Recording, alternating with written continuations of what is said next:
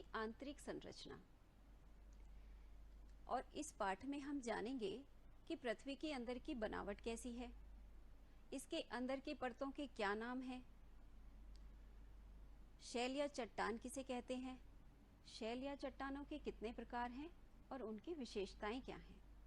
अच्छा बच्चों, जैसा कि आप जानते हो कि जिस ग्रह पर हम रहते हैं उस ग्रह का नाम पृथ्वी है और हमारी पृथ्वी सौर मंडल के 8 ग्रहों में से ही एक है। अच्छा, क्या आप जानते हो कि पृथ्वी का आकार कैसा है? बिल्कुल सही सोचा आपने, पृथ्वी का आकार गेंद की तरह गोल है। बच्चों, क्या आप कभी सोचते हो कि पृथ्वी की उत्पत्ति कैसे हुई होगी, इसका निर्माण कैसे हुआ होगा और इसे बनने में कितना समय लगा होगा? देखो, वैसे तो कहानियों में हम सुनते हैं कि पृथ्वी को भगवान ने बनाया है, लेकिन विज्ञान हमें हर बात का बड़ा ही तर्कसंगत जवाब देता है। तो बच्चों, अरबों वर्ष पहले अंतरिक्ष में अनेक गैसों के मिश्रण से एक जोरदार धमाका हुआ। उस धमाके से आग का एक गोला निकला। अच्छा सोचो, क्या कहते हैं उस आग के गोले को? बिल्कुल सही अनुमान लगाया आपने, वो आग का गोला हमारा सूर्य ही था। तो बच्चों, इस धमाके से चारों ओर धूल के कण फैल गए और गुरुत्वाकर्षण की शक्ति के कारण धूल के ये कण छोटे छोटे पत्थरों में तब्दील होते गए और ये छोटे छोटे पत्थरों के टुकड़े भी गुरुत्वाकर्षण शक्ति के कारण आपस में जुड़ते रहे। इस तरह करोड़ों वर्षों तक गुरुत्वाकर्षण की शक्ति अपना कार्य करती रही, इन पत्थरों और चट्टानों को आपस में जोड़ती रही। जब ये पत्थर और चट्टान आपस में टकराते थे तो इनमें आग पैदा होती थी। इस तरह धीरे धीरे पृथ्वी आग के गोले के रूप में तैयार होती रही। उस समय पृथ्वी पर यदि कुछ था तो उबलती हुई चट्टानें, कुछ गैसें और जलवाष्प। पृथ्वी पर जीवन का नामो निशान नहीं था, पेड़ पौधे जीव जंतु कुछ भी नहीं थे और पृथ्वी का तापमान इतना अधिक था कि यदि कोई उसमें जाए तो भस्म ही हो जाए। बच्चों, अब आप सोच रहे होंगे कि फिर हमारी पृथ्वी ठंडी कैसे हुई। तो करोड़ों वर्षों में पृथ्वी का वायुमंडल बना।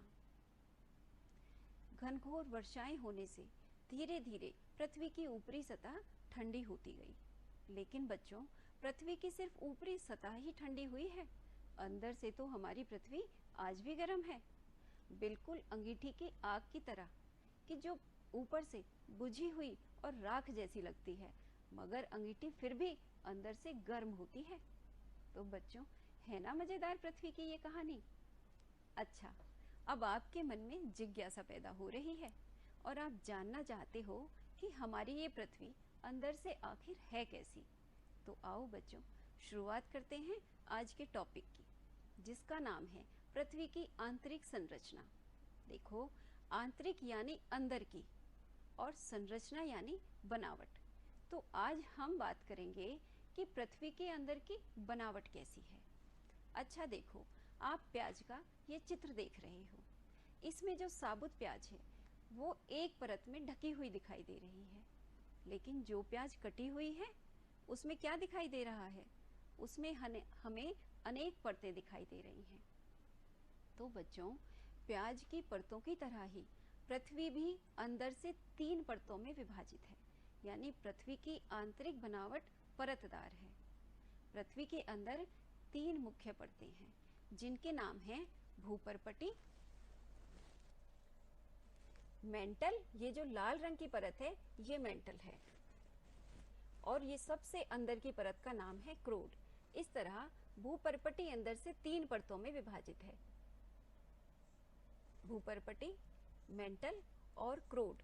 और अब पृथ्वी की इस पूरी आंतरिक संरचना को भली भांति हम इस छोटे चित्र की सहायता से समझेंगे। बच्चों, सबसे पहली परत का नाम है भूपर्पटी। ये पृथ्वी की सबसे ऊपरी परत है और ये पृथ्वी की तीनों परतों में सबसे पतली और ठोस परत है। और बच्चों, भूपर्पटी की मोटाई हर स्थान पर एक समान नहीं है। अपितु अलग अलग स्थानों पर भूपर्पटी की मोटाई भी अलग अलग पाई जाती है। बच्चों, इन परतों की पृथ्वी के अंदर की तरफ जो गहराई है वही इनकी मोटाई मानी जाती है।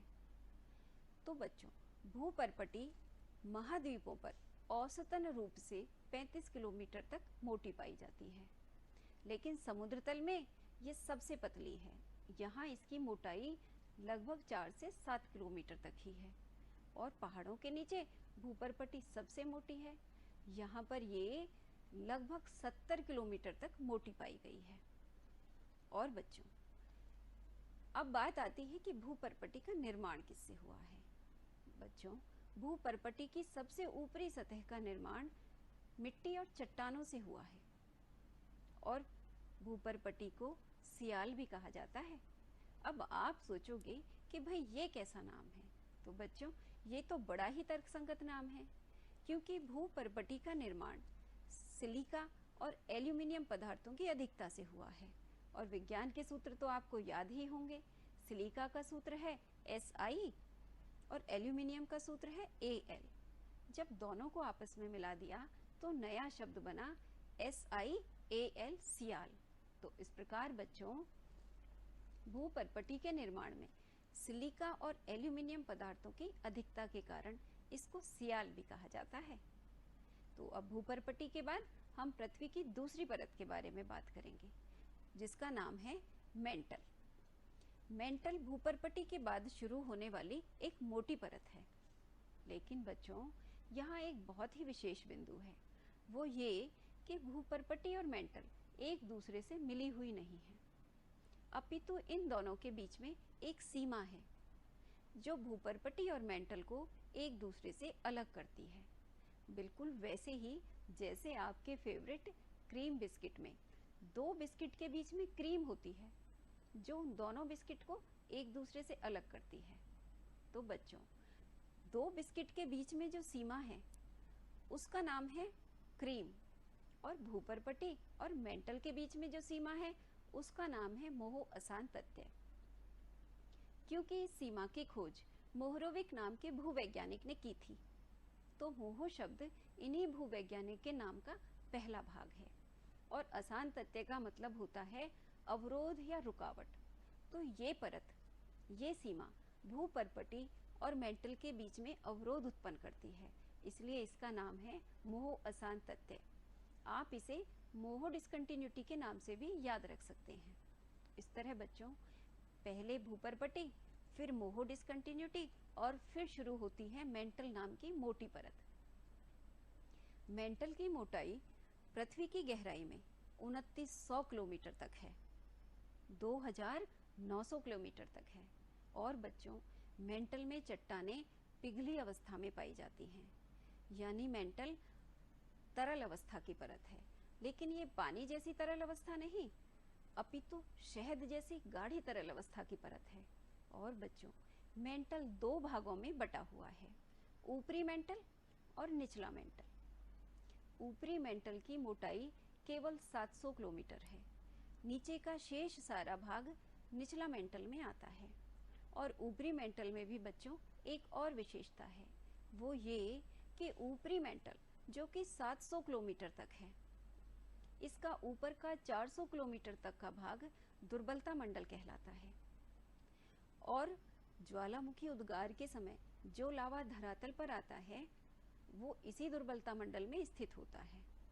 और बच्चों, मेंटल को सीमा भी कहा जाता है, वो इसलिए कि मेंटल का निर्माण सिलिका और मैग्नीशियम पदार्थों की अधिकता से हुआ है।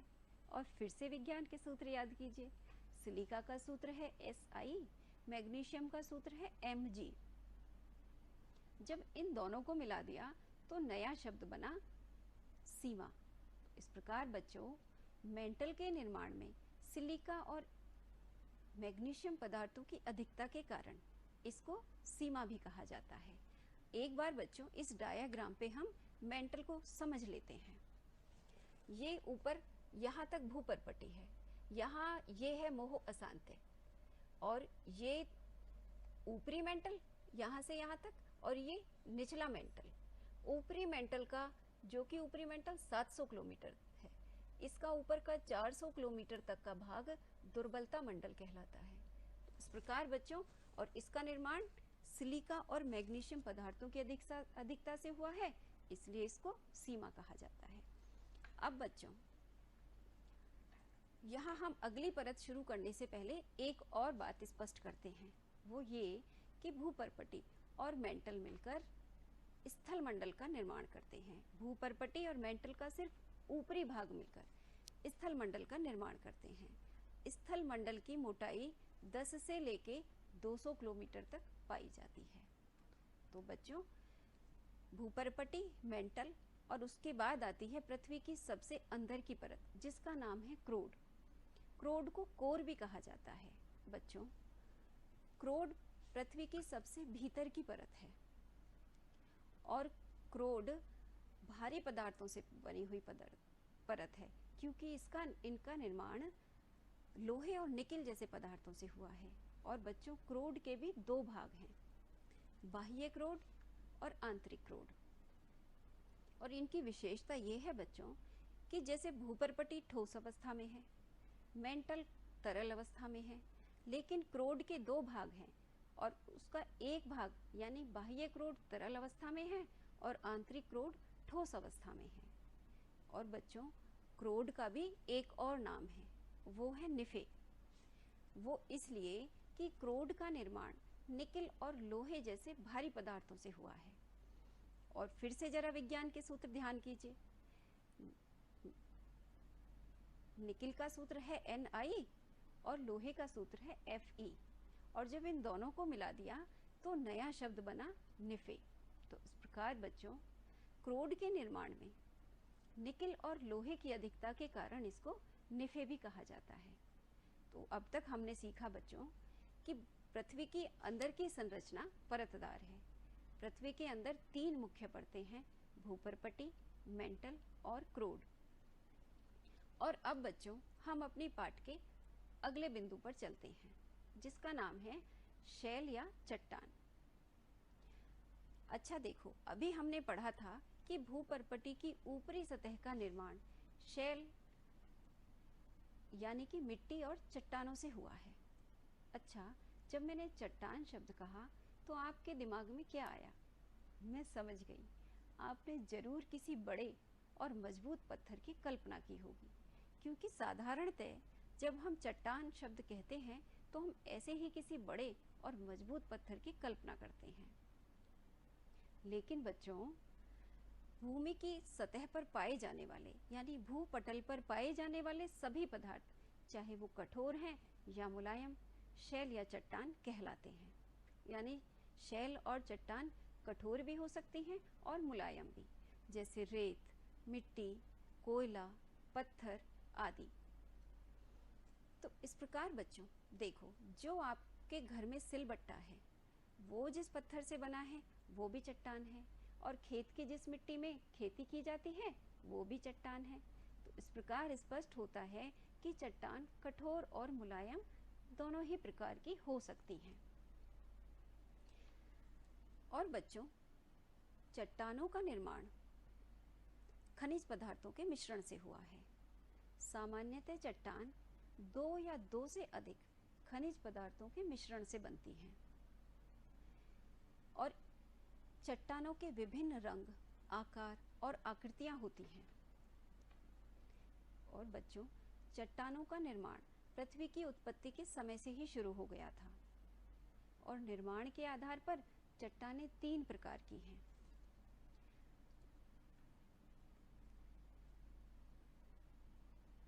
आग्नेय चट्टान, नंबर 2 अवसादी या परतदार चट्टान, और नंबर 3 रूपांतरित चट्टान।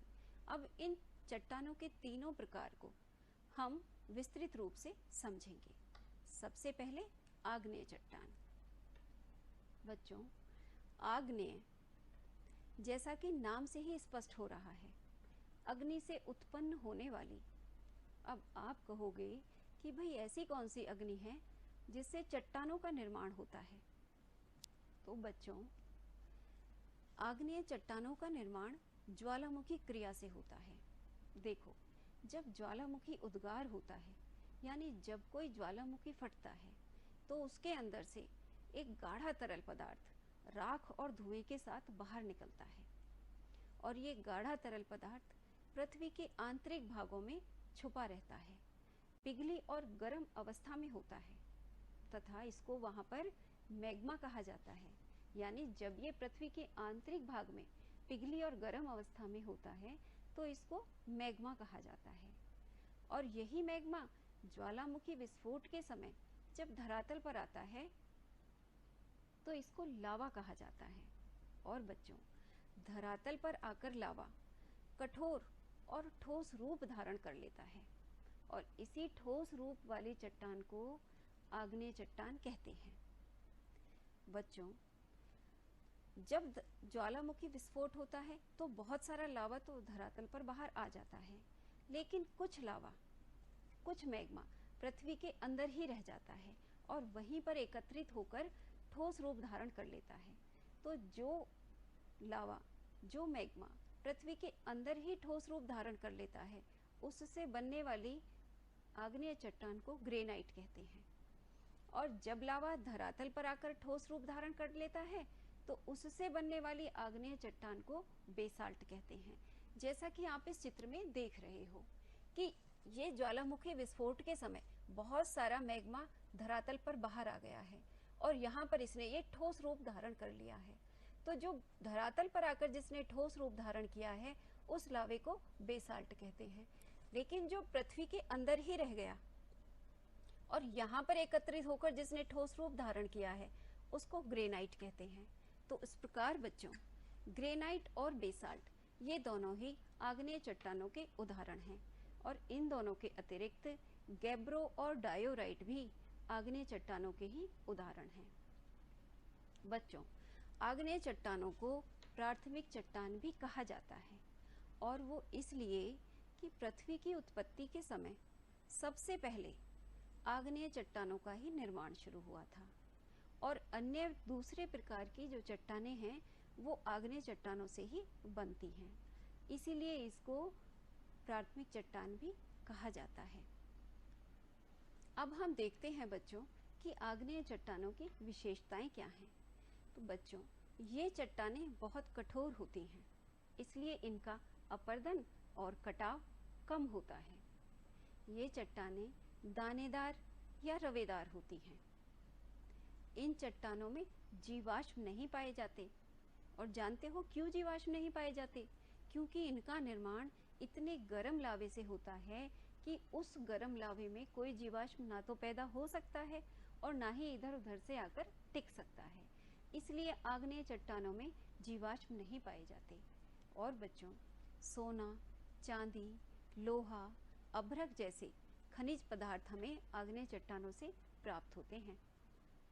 बच्चों, क्या आप जानते हो कि भूपर्पटी का 2/3 भाग आग्नेय चट्टानों से ही बना हुआ है और भारत का दक्षिण का पठार ये भी आग्नेय चट्टानों से ही निर्मित है। तो इस प्रकार बच्चों, आग्नेय चट्टान आपकी समझ में आ गए होंगे, जिसके उदाहरण हैं ग्रेनाइट, बेसाल्ट, गैब्रो और डायोराइट। और अब आग्नेय चट्टानों के बाद हम आगे बढ़ते हैं, दूसरे प्रकार की चट्टान की बात करते हैं, जिसका नाम है अवसादी या परतदार चट्टान या अवसादी या परतदार शैल। बच्चों, ये एक ही प्रकार के शैल के दो नाम हैं और दोनों का सीधा संबंध इनके निर्माण की प्रक्रिया से है। चलो तो पहले यही देख लेते हैं कि इन अवसादी और परतदार चट्टानों का निर्माण कैसे होता है। बच्चों, आपने देखा होगा कि बारिश का बहता हुआ पानी अपने साथ धूल, मिट्टी, कंकर, पत्थर, पत्ते, घास इत्यादि बहाकर ले आता है और जब पानी बहना बंद कर देता है और सूख जाता है तो हम देखते हैं कि नालियों में, सड़कों के किनारे, पार्कों में इधर उधर पानी के साथ बहकर आए ये कंकर, पत्थर, पत्ते, घास, धूल, मिट्टी पृथ्वी पर जमे हुए दिखाई देते हैं, चिपके हुए दिखाई देते हैं। यानी ये सब एक मलबे के रूप में एकत्रित होकर पृथ्वी की परत पर चिपक जाते हैं। इसी एकत्रित मलबे को अवसाद कहा जाता है। और बच्चों, फिर धीरे धीरे अवसाद की एक परत पर दूसरी परत जम जाती है और इन परतों के बीच में जीवाश्म और वनस्पति यानी कीड़े मकोड़े और घास इत्यादि पैदा हो जाते हैं और फिर समय के साथ साथ इन पर एक के बाद एक परत जमती चली जाती है। तो इस तरह बच्चों अवसादी या परतदार शैलों का निर्माण होता है और इन परतों की मोटाई हजारों मीटर तक होती है। बच्चों अब आप सोच रहे होंगे कि ये अवसादी चट्टानों का निर्माण क्या केवल पानी के माध्यम से होता है, लेकिन ऐसा नहीं है बच्चों, बल्कि हवा भी अवसादी चट्टानों का निर्माण करती है। हवा अपने साथ धूल मिट्टी के कण उड़ाकर लाती है और किसी नए स्थान पर उन्हें फैला देती है। फिर समय के साथ साथ धूल मिट्टी की एक परत पर दूसरी परत जमती चली जाती है। इस तरह से सैकड़ों हजारों सालों में इस धूल मिट्टी से भी परतदार चट्टान का निर्माण होता है और इनकी मोटाई भी बहुत ज़्यादा होती है, हजारों मीटर तक ये मोटी होती है बच्चों। और हवा द्वारा निर्मित परतदार चट्टानों का सबसे प्रमुख उदाहरण लोयस है। देखो बच्चों, आपने ये देखा होगा कि रेगिस्तानी क्षेत्रों में हवा बालू के एक ढेर को उड़ाकर एक नए स्थान पर ले जाके फैला देती है और नए स्थान पर फैलने से जो रेत का बालू का मैदान बनता है उसे ही लोयस कहते हैं। यानी लोयस का निर्माण हवा के द्वारा उड़ाकर लाए गए धूल कणों से होता है। अब बच्चों सिर्फ हवा ही परतदार चट्टानों का निर्माण नहीं करती, अपितु समुद्र की तलहटी में भी परतदार चट्टानों का निर्माण होता है और वो ऐसे कि समुद्र की तरफ बहकर आता पानी और हवा अपने साथ धूल और मिट्टी के अनेक कण बहा ले आते हैं और ये धूल मिट्टी के कण धीरे धीरे समुद्र की तलहटी में जम जाते हैं और समुद्र की तलहटी में जमने के बाद लंबे समय बाद इनसे अवसादी चट्टानों का निर्माण होता है और फिर इन परतों के बीच में अवसाद से बनी इन परतों के बीच में जीवाश्म और वनस्पति पैदा होते रहते हैं। इस प्रकार बच्चों अवसाद से बनी ये चट्टानें समुद्र की तलहटी में भी पाई जाती हैं। अब हम देखते हैं बच्चों कि इनके उदाहरण क्या हैं। तो बलवा पत्थर, चूना पत्थर, कोयला, स्लेट, खड़िया मिट्टी परतदार या अवसादी चट्टानों के उदाहरण हैं। और अब हम अवसादी या परतदार चट्टानों की विशेषताएं देखेंगे। तो बच्चों जैसा कि अभी आपने जाना, अवसादी चट्टानों का निर्माण चट्टान चूर्ण, जीव अवशेषों और वनस्पति के एकत्रीकरण से होता है। अवसादी चट्टानों में परतें पाई जाती हैं। इन चट्टानों में जीवाश्म भी पाए जाते हैं। अवसादी चट्टान कठोर और मुलायम दोनों ही तरह की होती हैं। कठोर जैसे बलवा पत्थर और मुलायम जैसे चीका मिट्टी, कीचड़। चीका मिट्टी जानते हो बच्चों क्या होती है? जिस मिट्टी से कुम्हार अपने चाक पर मिट्टी के बर्तन बनाता है वही चीका मिट्टी होती है और वो भी एक परतदार चट्टान है, परतदार शैल है। और बच्चों परतदार शैलों में खनिज तेल और कोयला जैसे बहुमूल्य खनिज पदार्थ मिलते हैं। बच्चों धरातल का 3/4 भाग परतदार शैलों से बना हुआ है। 3/4 भाग में परतदार शैल पाई जाती हैं और भारत का पहरेदार कहे जाने वाला हिमालय पर्वत भी परतदार शैलों से बना है, उसमें भी अनेक परतदार शैलें पाई जाती हैं। अब बच्चों हम देखते हैं तीसरे प्रकार की चट्टान को, जिसका नाम है रूपांतरित शैल।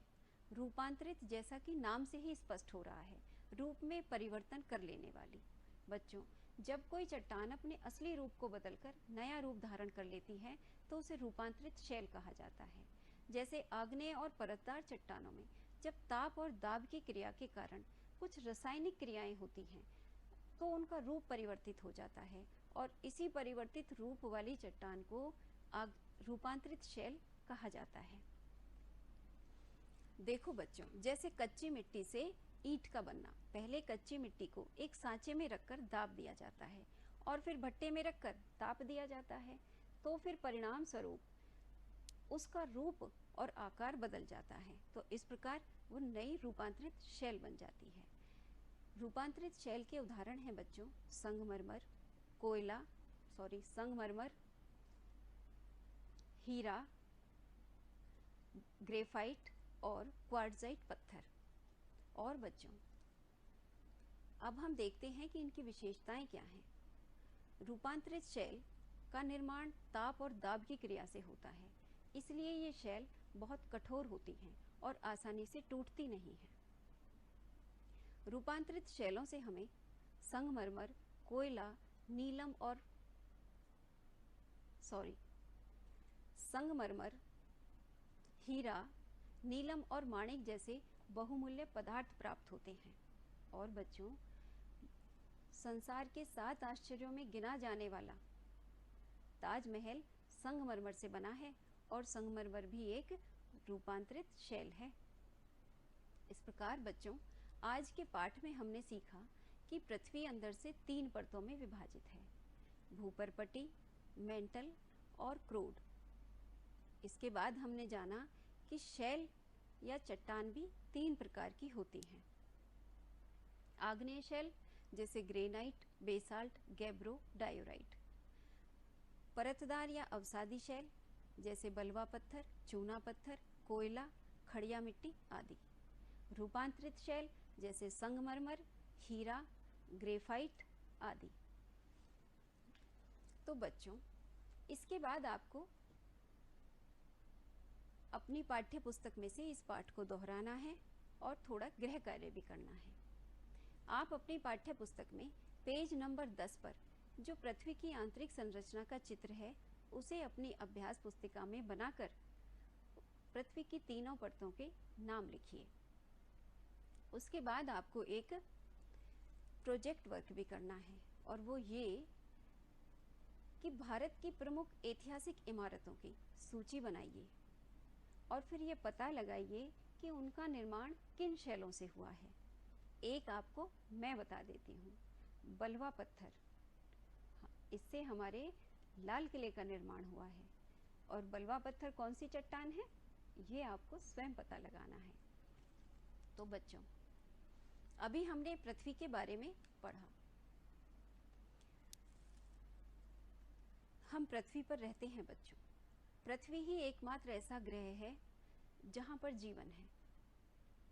इसीलिए इसके संरक्षण के लिए हर वर्ष 22 अप्रैल को विश्व पृथ्वी दिवस मनाया जाता है। इस दिन अनेक प्रकार के जागरूकता कार्यक्रमों के माध्यम से लोगों को पृथ्वी के संरक्षण के लिए जागरूक किया जाता है। बच्चों, पृथ्वी संसार की सबसे अनमोल वस्तु है, क्योंकि पृथ्वी हमें जीवन जीने के लिए सब कुछ प्रदान करती है। पृथ्वी हमारा घर है, हम पृथ्वी पर रहते हैं, इसलिए ये हमारा घर है और अपने घर को कोई नष्ट नहीं करता। इसलिए बच्चों, पृथ्वी के संरक्षण के लिए हमें जागरूक रहना चाहिए, प्रदूषण को फैलने से रोकना चाहिए, हमें पृथ्वी को संरक्षित करना है। इसलिए आपको अपनी अभ्यास पुस्तिका में पृथ्वी का एक सुंदर सा चित्र बनाकर आप उसमें पृथ्वी के संरक्षण का एक स्लोगन भी लिखोगे। ये स्लोगन पृथ्वी के संरक्षण का संदेश देने वाला होना चाहिए।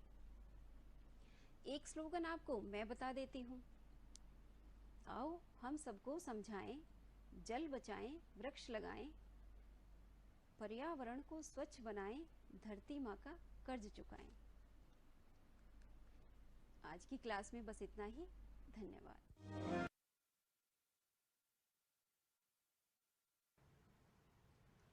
Hello students, how are you all? I hope you all will be fine and safe at your homes.